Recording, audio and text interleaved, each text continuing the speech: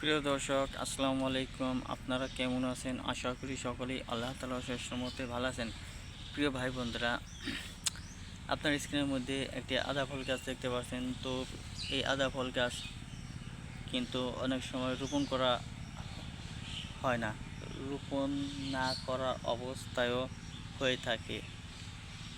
তো বন্ধুরা, কীভাবে রোপণ করা ছাড়া হয়ে থাকে আমি ভিডিওটির মাধ্যমে বিস্তারিত বলে দেবো। তার কারণ হচ্ছে বন্ধুরা, অনেক সময় আপনারা খেয়াল করবেন, পাখিরা কিন্তু যে কোনো ফল খাওয়ার সময় তারা যে বিভিন্ন ফল গাছের যে বীজ রয়েছে সেই বীজগুলো তারা বিভিন্ন জায়গায় ফেলে রেখে যায়।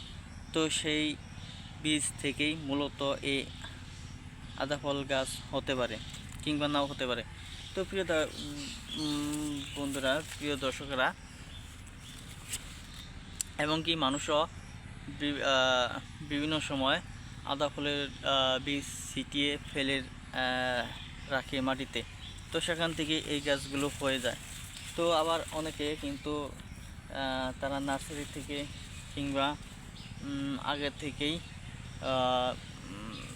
চারা সংগ্রহ করে নিয়ে তারপর তাদের বাড়িতে রোপণ করে। তো বন্ধুরা, এই গাছটি মানুষেরা তেমন রোপণ করে না, তাই বলে চলে। আমি বললাম না বন্ধুরা, যেভাবে রোপণ করে সেটি হচ্ছে ওই অনেকে আদা ফল খায়, তো সেই বীজগুলো বন্ধুরা বিভিন্ন জায়গায় ছিটিয়ে ফেলে দেয়।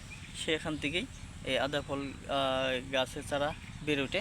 তো তারপর বন্ধুরা, আমি আপনাদেরকে বলবো, যেখান থেকে চারাগুলো পাবেন সেখান থেকেই বাড়িতে নিয়ে রোপণ করবেন। আদা ফলের মধ্যে বন্ধুরা ভিটামিন রয়েছে, আদা ফল খেতেও সুস্বাদু। তো যত আদা ফল খাওয়ার অভ্যাস করবেন তত ভালো। তার কারণ হচ্ছে ফ্রেশ ফল হচ্ছে আদা ফল। ভিডিওটি কেমন লাগলো তা অবশ্যই কমেন্টের মাধ্যমে জানিয়ে দেবেন। ধন্যবাদ।